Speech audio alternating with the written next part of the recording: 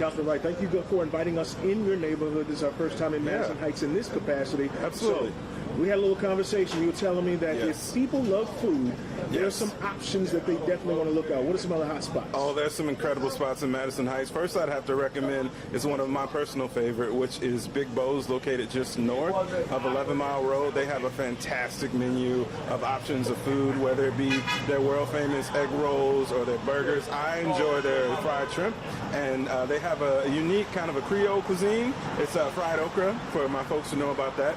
I also enjoy our bakeries. We have a lot of fantastic spots like Mia's Bakery on 14 Mile. They have these macaroons that my daughters just love, and we go and get those as a treat after a basketball game. And they have a phenomenal breakfast menu and coffee flights. They have coffee flights, which are phenomenal.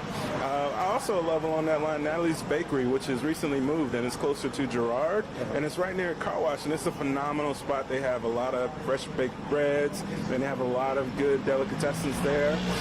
And, you know, there's many spots in Madison Heights. Took your advice and tried Tellway. Tellway is legendary and historic in the city. I believe it's one of the first restaurants we had in the city, and their sliders are great from morning till night. It's one of our favorite spots that folks kind of find themselves to after a few spirits and libations. They find their way to Tellway to grab a few sliders, maybe even a coney or two. I can't recommend Tellway enough to the folks visiting. So thanks for giving us a little glimpse of what restaurants you love most. Yes. Let me ask you this. This is one of the questions we would ask a lot of people. What do you love most about this community? Well, I mean, you just said the word, the community, the people of Madison Heights.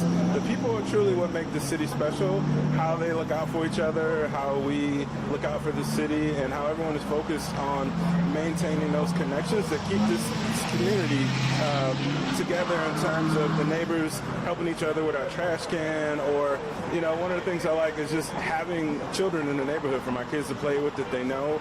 I think in this day and age, folks aren't having as many kids, and Madison Heights is a place that's built by the community, by the families, and folks who have been here for generations, and newcomers, you always feel welcome. So that feel that we have as a community to where you can plant roots and stay here for generations is what I think makes us special. I mean, I remember when I first moved to Madison Heights, we were renters, and then we bought our first home here.